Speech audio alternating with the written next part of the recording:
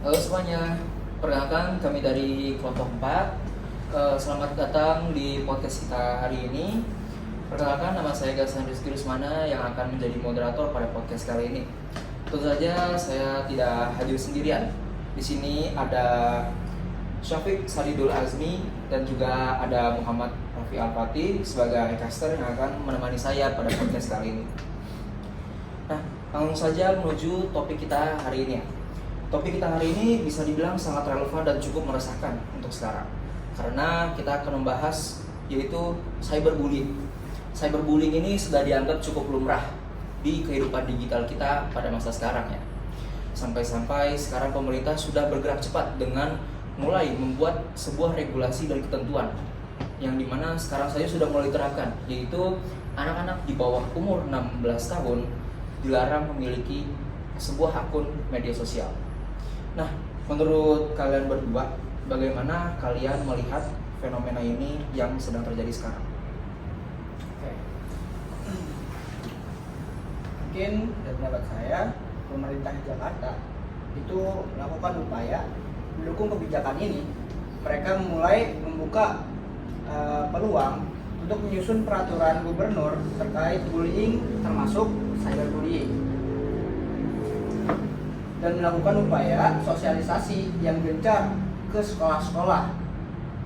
Hal ini karena media daring seringkali disalahgunakan oleh orang-orang yang tidak bertanggung jawab.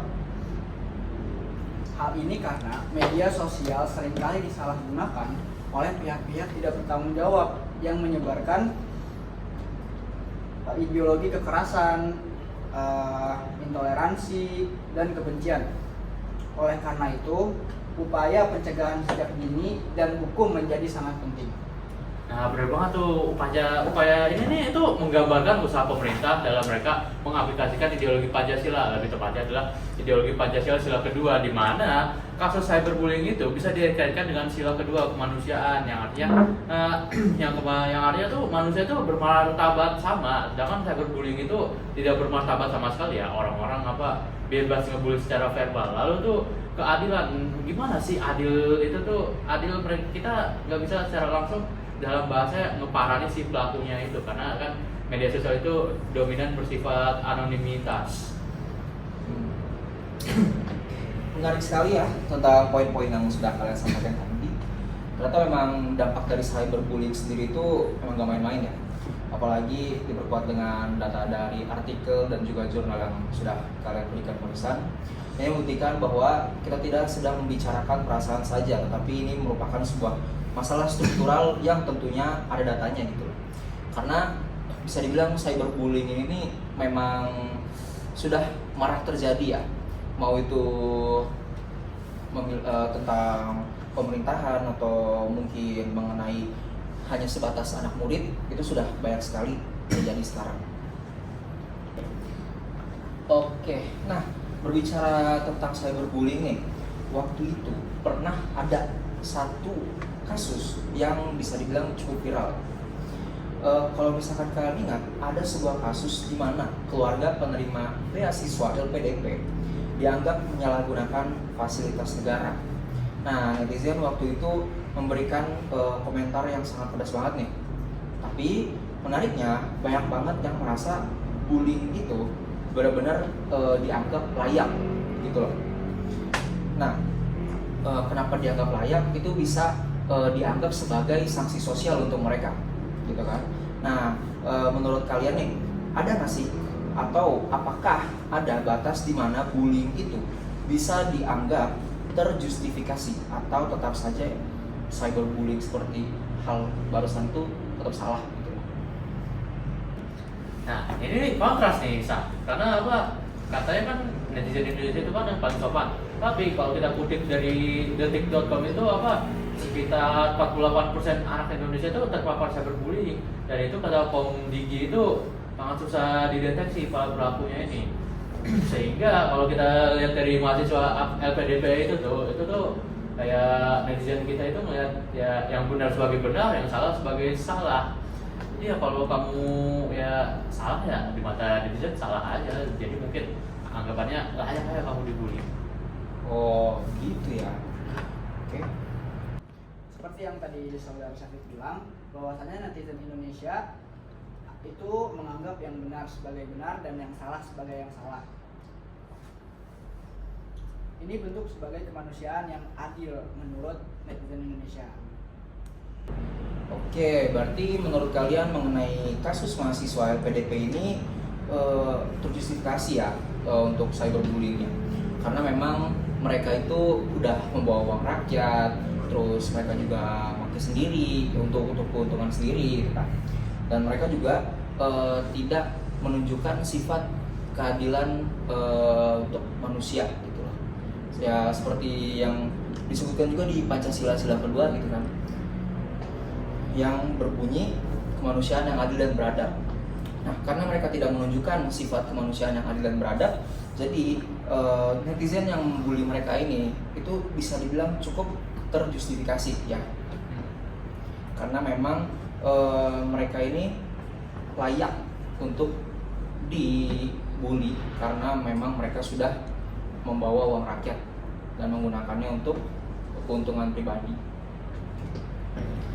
Nah, dengan sebanyak opini tersebut yang sudah dibawakan oleh caster kita hari ini, apalagi dengan data-data yang sudah diberikan mengenai kasus yang saya tanyakan barusan, sebenarnya diskusi kita hari ini itu membawa kita pada suatu refleksi yang sangat besar.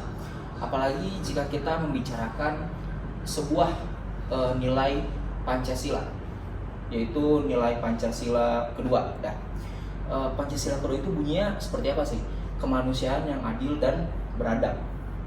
Nah, fenomena cyberbullying ini jelas menjadi sebuah alarm keras yang dimana cyberbullying, apapun alasannya, seringkali mengikis rasa kemanusiaan dan keberadaan kita demi kepuasan sesaat di kolom komentar, yang dimana nantinya juga pasti ada sebuah dilema moral ya di rakyat-rakyat kita. Makanya dilema moral ini juga concerning ya, karena apa? Dibandingkan dengan Pancasila, netizen sendiri malah jadi kayak hakim tertinggi di media sosial itu sendiri. Ada benarnya. Sekarang memang kalau kita lihat netizen itu tuh udah menjadi hakim tertinggi ya di lingkungan digital. Bahkan nilai-nilai Pancasila saja sudah mulai terkalahkan nih sama isi kolom komentar, yang dimana netizen-netizen tuh bisa ngejudge atau mereka juga bisa langsung menilai sebuah kasus tanpa mencari serba-serbinya terlebih dahulu.